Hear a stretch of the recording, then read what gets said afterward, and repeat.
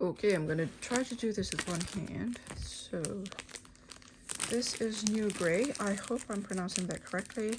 I honestly forgot to take into consideration that this will be heavy in the suitcase, but all I could see is doing my journaling here instead of the usual hobonichi. I have failed to meet my target of 5 years using the hobonichi techo to accompany my 5 years techo. I've given up. I need more room, so I thought this is the perfect way to do it. The only difference, or the only difficulty, I suppose, is to find a cover for this because it's pretty thick. So the paper is grayish, bluish. It is a lot more apparent in this at the show. I'm not sure why, maybe because of the lighting at the moment. I'm in the hotel room, and it is sort of yellowish light up there. So second is this Schon designed. I think I managed to buy a secondhand Schon, but because it's secondhand, it wasn't completely my choice. It was cute, but this really called to me, and both my husband and I zoomed in on this one, and we usually have very different tastes, and so this boxing is also very good because I could use it as a pen storage as well while when carrying it. This was purchased from the Japanese distributor of Schon, and I don't know why it's 20% less. If anybody know why, let me know in the comment section below. And so we'll leave it there. This is by Watanabe Binding. I thought Crossfield is a particular brand of notebook. I'm not sure. And so I asked him, did you just do the marbling? And he said, no, I bound the whole thing. It's just a plain notebook. It's either this or there is marbling on the cover. And my understanding of marbling, it's just usually on the edges like so, or inside the binding between the pages, the first page and the cover. So, and I believe he told me that's his hand over there. This is a block paper is included, so usually marbling found very hard work, he said, and it's very old technique. You usually see it in very old books around here, in this paper here. This is really for writing kanji, I suppose, but I really wanted either a straight line or a plain one, but this is stitch bound, so you can lie flat.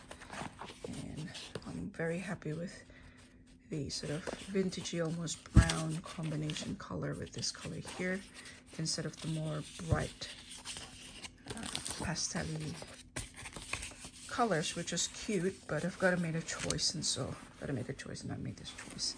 So that's that. And then this is Bungubox ink called Quartier Latin. I hope I'm pronouncing that correctly. It is kind of grayish brown. It looks very black when you do sample writing, but it dries up a little bit brown. And when my husband said, is that black or brown? And I thought, yeah, perfect. It's neither here nor there. It's a perfect color for me. And I've been a fan of Bungubox for a long time now, and I know they work with Sailor, and I am very comfortable with Sailor's way of doing things. So this one here is from Lotus Pens. I know they do a lot of hand painted pens, and this is more about the body of the pen, this whole pen, instead of the nib. The nib is pretty modest, it's oval, and it's steel. I think it's medium or broad, I can't remember. It doesn't even matter to me. I really would like to test it, but I didn't. And I wanted to try to make sure that it's tuned, but I really don't want to spend any more money on replacing that with a gold nib and tuning it, because I've sort of hit my budget, so I'm going to leave it as is. and just deal with it when the time comes. So it always goes back to alignment like that, which is great. Harvest season, it reminds me of the goddess Persephone, but I think this is in South Asia rather than in Greece. So last but not least, it is from Sey Pen. I believe it's a Japanese company. The man who was behind the counter wasn't the creator. He's the architect or the designer of the pens, I suppose, or the producer. But he commissioned them to artists in the north of Hokkaido. It is a urushi technique that is unique to the region, apparently. Again, if you know a bit more about it, please let me know down below. I am letting my eyes do the talking or do the selection. If I like the look of it, I go for it. And this is what I've decided was calling to me. Just something's either called to you or not. And this one strongly was calling out to me. So, again, if you would like to educate me, feel free. The urushi is from tree set of the tree urushi. And it's not quite the Ainu, but near the Ainu region, apparently. And again, the nib is broad and it's just normal steel yovo. I didn't really want to add to the cost by putting a gold nib, but for such a lovely pen, it really should be a gold nib, I suppose. But I have in the past feel that yovo for the gold, the difference is very unnoticeable. You can tell the difference, but it's of not too much significance. So that is my haul from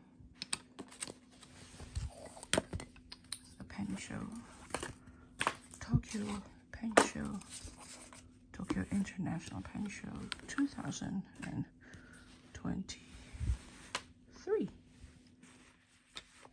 This is my last day in Tokyo. Tomorrow is Sunday. We have to pack.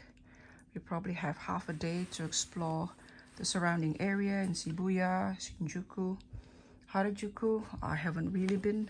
I've only managed to go to the Hachiko statue today after almost the end of my week stay here. I spent 2 days catching up with old friends. 1 day recovering from the trip. We arrived at night on Monday, so half of Tuesday was gone. And the other half of Tuesday was exploring this area. Wednesday we went out of town at the recommendation of local friends. Thursday I catch up with one friend. Friday I catch up with another. Today is this. And tomorrow we have about half a day to return to exploring the surrounding areas before we have to pack up. We have to take the 6 a.m. train back to Narita and to fly out. So I will post my Tokyo vlog, travel vlog, once I have the time to edit. Until then, bye.